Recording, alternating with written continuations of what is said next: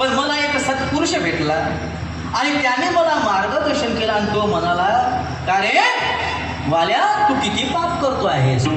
याची मान मुरगडतो, त्याची मान मुरगडतो, लोकांच्या तळतळात घेतो आणि ह्या पैशातून तू आपला संसार पुरा करतो.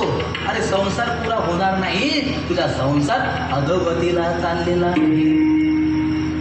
तर सांग आता तू मला, महाराजांनी म्हटल्याप्रमाणे माझ्या हातून खूप काही पाप घडलेलं आहे, त्या पापाची तू भागीदार होशील काय. आता बायकोला प्रश्न पडला. बायको म्हणाली, का हो, जेव्हा तुम्ही मला या ठिकाणी लग्न करून आणलं, तुम्ही आपल्या जिम्मेदारीवर आणलं का लोकांच्या जिम्मेदारीने आणलंय.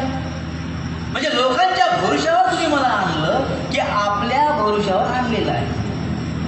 बाल्या म्हणाला, मी आपल्या भरोशावर आणलाय, त्यात काय मोठेपणा.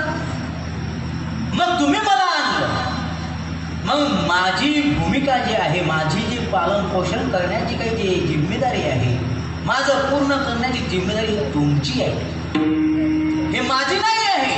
मग आता तुम्ही पाप करून आणता की पुण्य करून आणतात, याच्याशी माझ्या किंचित मात्रही संबंध नाही. तुम्हाला कोणत्या पद्धतीनं आमचं भरण पोषण करायचं आहे हा तुमचा प्रश्न आहे, पण तुम्ही केलेल्या पापामध्ये मात्र मी भागीदार होणार नाही.